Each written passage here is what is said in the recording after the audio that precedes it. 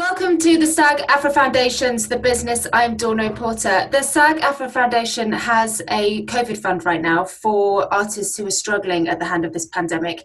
All donations are 100% tax deductible, and you can find out how to contribute to that in the description of this video. And aside from that, it is my great pleasure to introduce to you Kate Nash. Hello. Hi, love. How are you? I'm good. How are you doing? I'm great. I've just got some new kittens, so they're tiny and they're playing next to me. We might get a cameo. We might get a cameo in a second. I want a cameo. I definitely want that. So congrats on the dog. Thank you. My first question is, was that always the plan? There's so much footage, like years and years of you filming. No, I mean, so I moved to LA in 2014, and I was just kind of at a stage where I was like reassessing my career, and I was kind of just saying yes to things. And I had my hairdresser at the time tell me about these two women who were, that she'd told them about my performance at Coachella, and she'd done my hair for Coachella. And they were kind of documentary filmmakers looking for a new project, and they wanted to meet up with me. And so I just met up with them, and they were like, we want to film with you and just kind of tell the story of this British musician moving to LA and trying to, like, you know, have a career in America basically. And then crazy stuff ensued and happened, and so we just kept filming. And there was definitely like different endings to the doc that were more depressing. Oh, God. So luckily, I think they tell this story of like one particular cut that was like, just like I just like go home and everything horrible has happened and there's sort of no resolution. And then we kind of took a break and came back to it. But we just, they gave me a handheld and they were following me around for a while, and I was shooting at home, and we just kind of they just kept telling me to film, and I just did, because, you know, it was kind of like a little anchor. Yeah. During all the madness. And then it just kind of came to this natural end when this huge issue had like resolved by 2017. Well, I mean, what I loved about it is it's just, well, I mean, hearing that, I wasn't sure if it was just your friends or your band who were filming the whole time and you were just documenting this experience yourself. And either way, it's just genius to have all that footage. Yeah. And what it came across as a final piece is just this unbelievable story of resilience, and how, like, you know, if people say when the industry is hard, you hear that all the time, no matter what area of the industry you're in. You just hear it's hard. You hear it's hard for a woman. You hear you're going to get a lot of knockbacks and you're going to have to get back on your feet. I mean, my God, talk about getting knocked back and getting on your feet. So tell me, in those really hard times and on those days where you just thought, I can't do this anymore, what was it that made you power on? I have this one specific memory of like my lowest point when I'd moved home and I couldn't afford rent and I had to sell my flat. Yeah. And I was lying in like my sister's bed, I think, and I was just sort of really still. And I just felt like I couldn't move, because if I moved, I would just like lose control of everything. So I remember just lying like really still in the bed, and my mum came up to my room and was like, are you okay? And I was like, I just need to be left alone. I just kind of just be really still right now. I was like a glass of water, like full to the brim, that just couldn't be moved at all. And I was just thinking to myself, why are you doing this? Because it's really hard and it's kind of destroying your life, and you haven't really got anything to show for it. And it's those moments where you feel like I'm down on the floor and I've been beaten up, and there's no one giving me an arm being like, come on, you should totally get up now. And I was like, why am I still trying to get up when I should obviously just leave and not do this anymore? Because no one's really like begging me to carry on. And it's this weird thing where I like had to really come back to like the center of myself and be like, why are you doing it? And I just kind of knew that I was going to carry on. And it was like this knowing feeling that, you know, regardless of if this happens again, or if it isn't easy for the next however many years, or I don't resolve this, I was like, I just kind of know that I'm going to keep going. That's the only way I can really explain it, because I Yeah. definitely, my logical brain was like, just get a job, don't do this anymore. And my other brain was like, no, I'm going to keep going. But also, like you say, you don't know how to do anything else, or you can't do Yeah, anything else. It's like you're a musician, it's in your yeah, blood, yeah. it's who you are. I Yeah. always think at times like that when you think, I had a few moments like that in my own career, and I remember thinking to myself, there is no good autobiography or good documentary about an artist that had a really easy time. Exactly. Like, this is all part of the process. It's so true, because you hear, you know, like Neil Young, it happened to him late in his career. Was it Neil Young Yeah. or Leonard Cohen? I think it was Leonard Cohen. Happened to him in his 70s, I think, which is just crazy. And I feel like I just have this like determination that's like my Irish stubborn roots of just like, I'm not going to move because you're trying to push me away, kind of Yeah. thing. And I was like, I do deserve to be here, even though everyone's trying to push me away. I do deserve it. And like that kind of stubbornness, I think, held me in there. But also, you knew that because you'd already had such success, and you started off with a bang. And I think sometimes when you start off with a bang, the maintenance of that is what is the hardest part. When actually, just because you go through times of being essentially unemployed and skin and not really having much going on doesn't mean that you're less successful. Yeah. Because you've already achieved the things, and you just have to remind yourself that you can still do what you've done before. And I found you so. The thing I loved about it was, I obviously within the industry right now there are a lot of struggling artists, and we're kind of having this group experience of collapse and fear, and I feel like your doc and your story is so hopeful of like, you could get through rough times if you have a really lovely dog and some good friends. Then you can get through anything. So where do you think, because like I said, it really is a story about resilience, where do you think your resilience comes from? What is it? Is there anything, like your mum is such a lovely feature in your doc. Oh God, she's just adorable. Yeah. So tell me about your relationship with your mum, because I just loved her. My mum is just a strong, like determined, stubborn woman as well. Yeah. And I feel like, you know, she was just like leading the charge at home.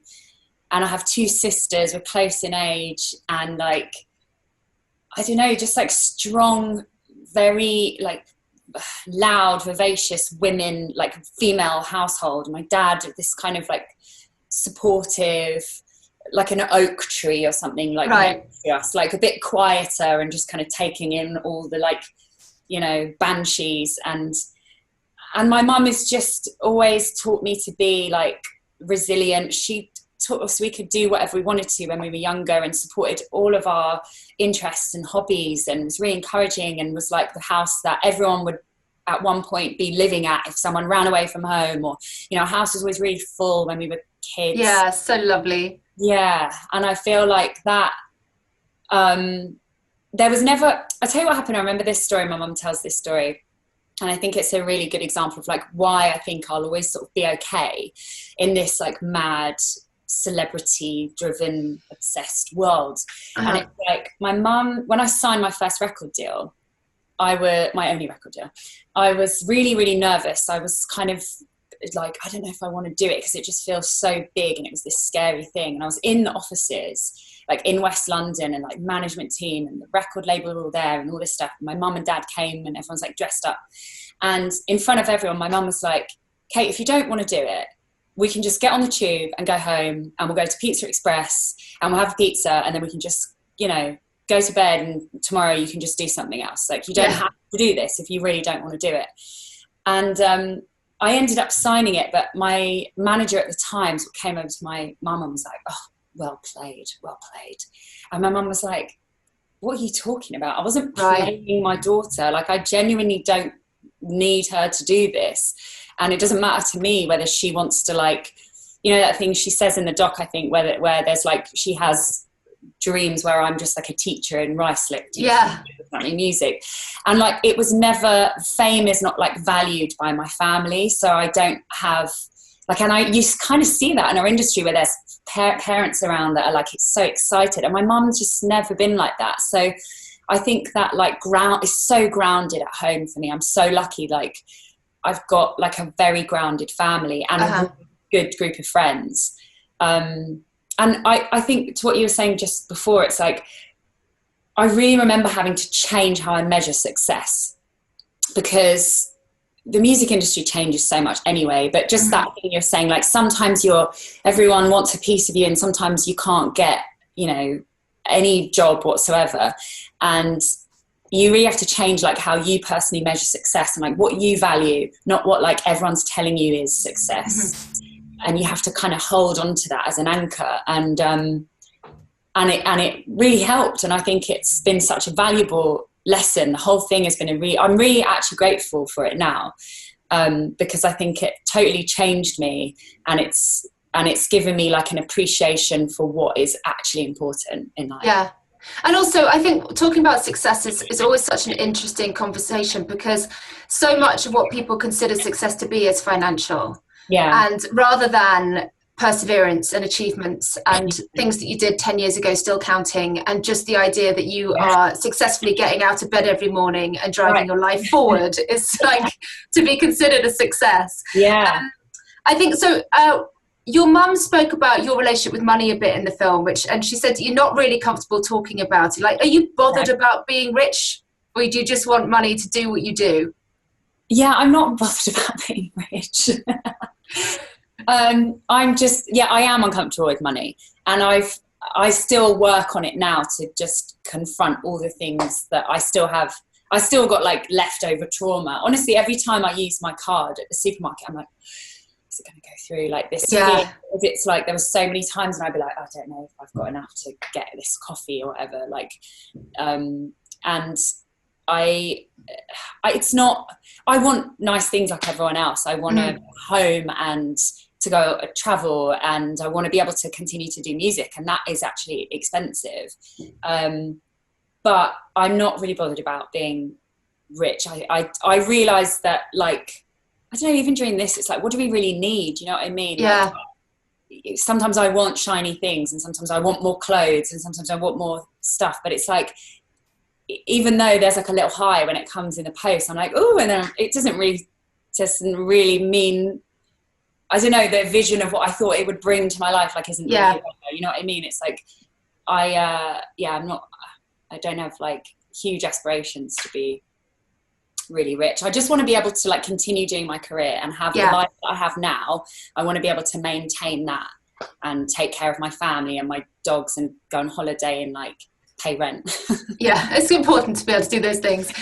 So when you were so, like, I don't think I'm allowed to swear, stitched up, let down by your manager who stole money from you, like, after all you'd been through, tell me about that feeling of just being so let down again by this. Essentially, he represents an industry, doesn't he? Yeah.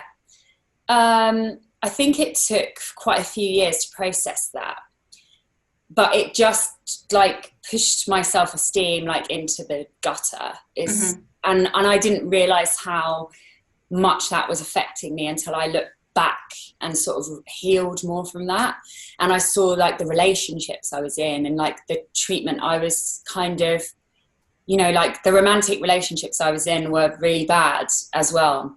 And I look back at that now and I'm like, I just had no self-esteem. The stuff I would accept as love or a relationship was just so not healthy and not nice. But I think when your self-esteem is so low and people have like taken from you, and you just kind of, it's not something you think those moments you'd be conscious of, but you're not until later. And then you look back and you're like, well, that's clear. I was making all these terrible decisions, and I moved like 12 times. And I, you know, even when I got Glow, because Glow is really the thing that got my confidence back. You know, I moved home and kind of thought, okay, I need to reassess my whole life. How am I going to do anything? And then I got an audition and I booked Glow in a month, and I was like, okay, now I'm moving back to LA. And I moved back and started wrestling training. And it's wild. It's so crazy, isn't it? Can I say that I didn't know you were in it until I watched it? And I was like, that's Kate! Where did that come from. I was so impressed. It was amazing. It was just the most incredible gift I could have ever. I mean, I feel like the whole time I had the job, I was like, am I just in a coma and just making all this up because it's too good to be true? I'm with like 15 amazing women. Everyone's so like, it's just so much energy and like giving and sharing and laughing and comedians and learning how to do this scary physical thing we've never, all of us had not done before. And like the confidence that gave me, this like new trust in my body, and these other women who just kind of dug into my life, you know, like all the hours just waiting. We called it Glow Alley in season 1, where all our trailers were, and we'd all be in each other's trailers. And I feel like people were just like rooting around in a good way, but like, what's going on there kind of thing. And like helped me. That is the thing that got me back onto like a level of self-respect for myself. And from there, you know, I then, when I went on tour for the first time after doing Glow, it was like the most amazing feeling. And I was like, I don't know if I can say it, but I just felt like, I don't care when it's not me. I just was like, this is who I am, and I've earned my spot here. And I've been doing this a long time, and I've taken the knocks, and I'm like, you know, you can overcome them. And I also talked to like family friends, like my mum's like friends that were older than me, and would tell me stuff like, yeah, we had this happen with our first house, or this business, you know, like people in their 50s and 60s have had experiences like this and still have great lives. And so once there's a lot of shame that you have to get over as well, where you're like, I'm an idiot. I'm such an idiot because I just trust everyone. Like, what is wrong with me? Why do I just let these people in? And then I don't realize they're doing this. Like, am I just so dumb? Yeah. And I'm so ashamed that I'm such a failure and such an idiot, and all these other people would never happen to them because they're smarter than me, or all that kind of thought process you have to work through. And realize that it happens to loads of people, and it doesn't mean you're an idiot. It means that maybe I didn't really look at this part of my life. Maybe I was a little too open. And that was one of my biggest fears, was like, I'm going to have to shut down and be like a hard businessy, and I don't know how to do that. So I felt like I don't want to lose that side of myself. And I don't even know if I can be that version of myself. And when I did my Made of Bricks 10-year anniversary tour, which was 2017, the year after doing first season of Glow and kind of on the route to recovery, it was just this like summer of love where I went and played these like big venues and played Made of Bricks all the way through. And it was kind of this like crazy, like healing experience where I played some of these songs that I hadn't played in 10 years, longer than 10 years. And addressed some of the like bullying from the media from 2007 and 8 as well, that I didn't realize I was still holding on to. And when I saw the crowd singing every single word of every song, just like, it was like a festival, every song, every night. It was like the Christmas tour. It was just the most fun tour ever. And I remember, like, I felt like people's hearts were just like open, and they were just, I could see them just beating open in their chests. I saw this group of girls in Manchester who were like arm in arm up on the balcony. And I was just like, this is why I'm open, and this is why it's totally worth it. And look what I get back for being this way. And I've learnt some lessons, and I've stumbled.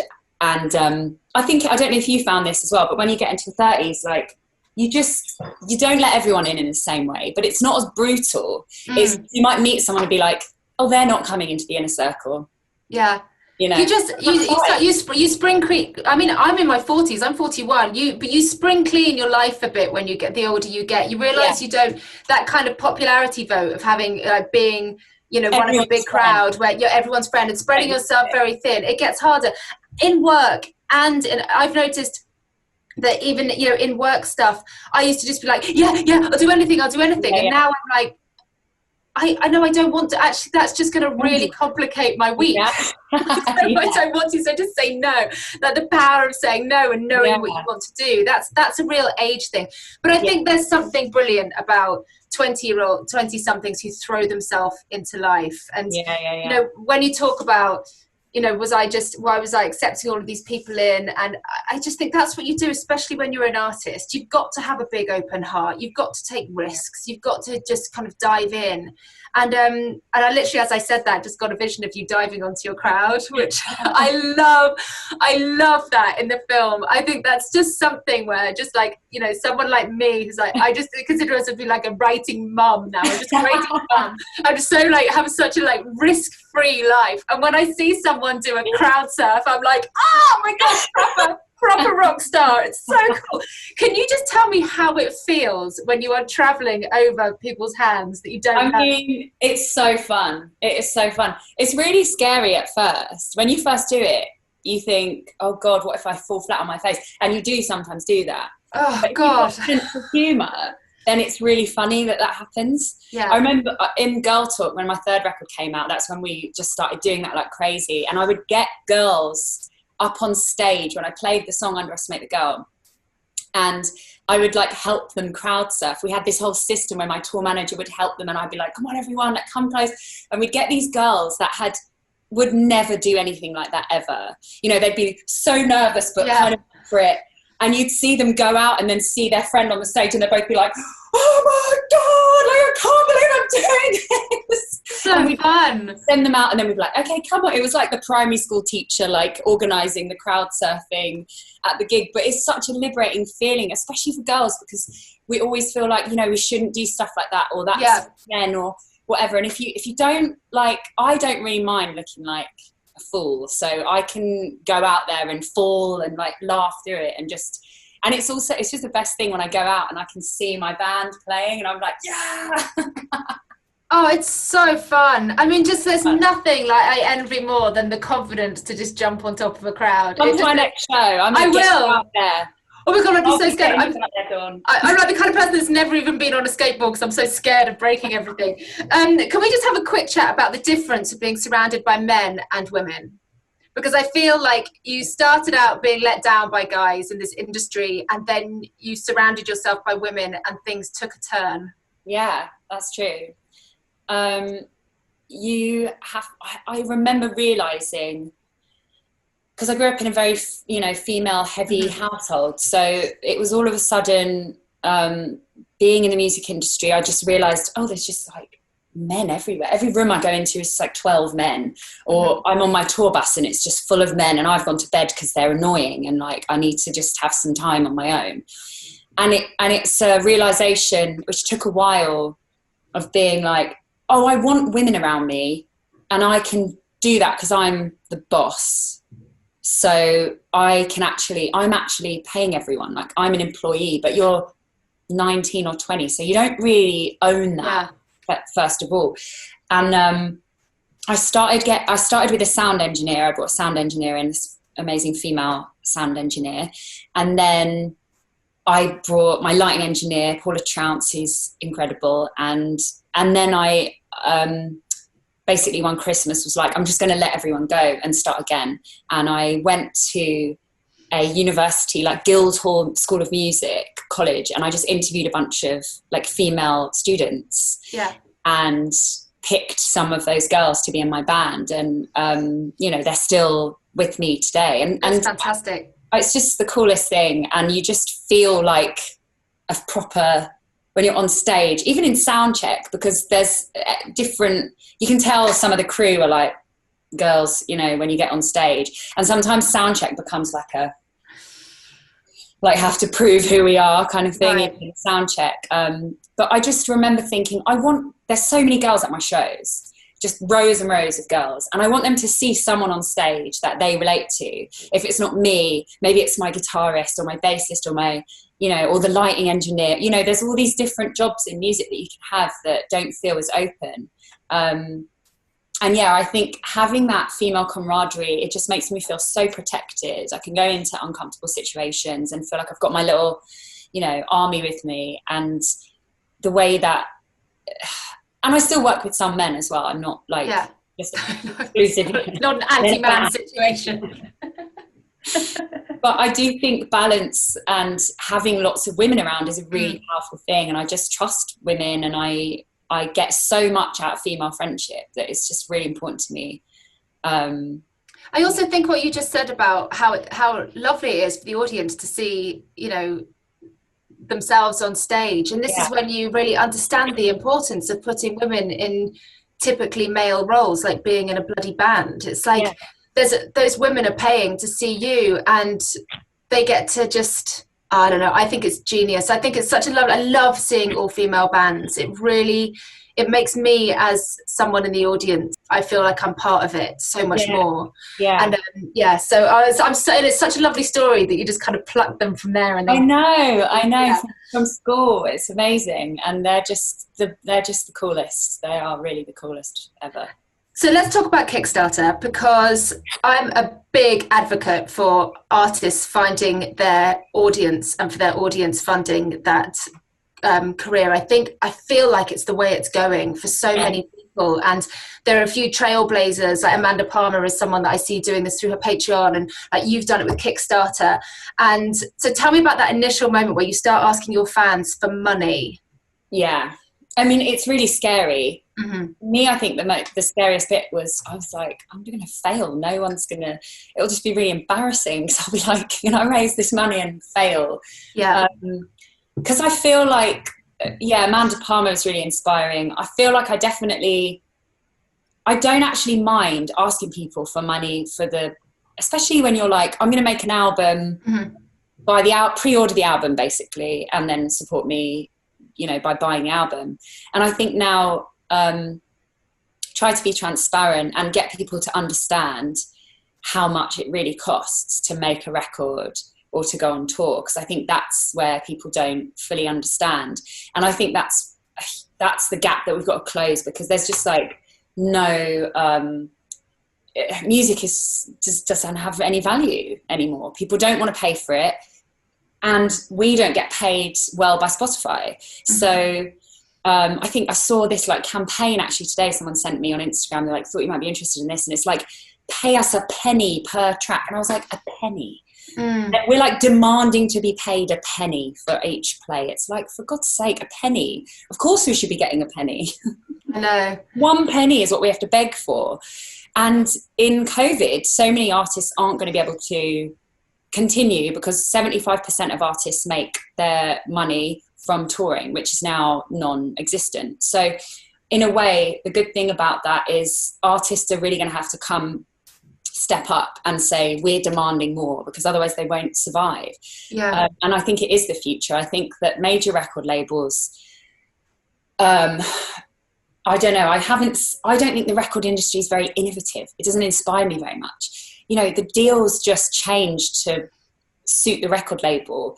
They're like, oh, we don't get money here anymore, so we'll take your money from there now. But also the way that they've always controlled the acts and tried to make the acts into what works for the label is so stifling on creativity. And when you see someone like you do Kickstarter and get up on stage as 100% you, and what those fans who love you are all want, there is this immediately fair transaction of, if you support me as an artist, I'm going to give you exactly what you want, rather than some filtered version of me because a record label thinks I'm not allowed to scream in that song, which I know. And they really do. I see it with young artists coming up too. They'll be like trying to find their sound for 2 years, and I'm like, they have a sound. You signed them for who they are, but now you're trying to like make their sound like whatever was number one last week, and they pick them up. I remember my mum telling me that she read an interview with the head of Interscope back in 2008, and he was like, artists are like pebbles on the beach. You can pick one up, play with it for a while, and chuck it away, and there's like millions more. And so if you're not being valued there, I don't think at the moment that, unless you need the money, because that is something that's totally like, of course, some people are like, the check that you get, the initial check that you get to be able to start the career can kick start your career in a way as well. But if you don't need that, I don't think the exchange is worth how much you have to give away and how much they're taking for what they give you. And I think the industry is just built on this kind of like 1940s like model, and we live in 2020. It's really different. Mm-hmm.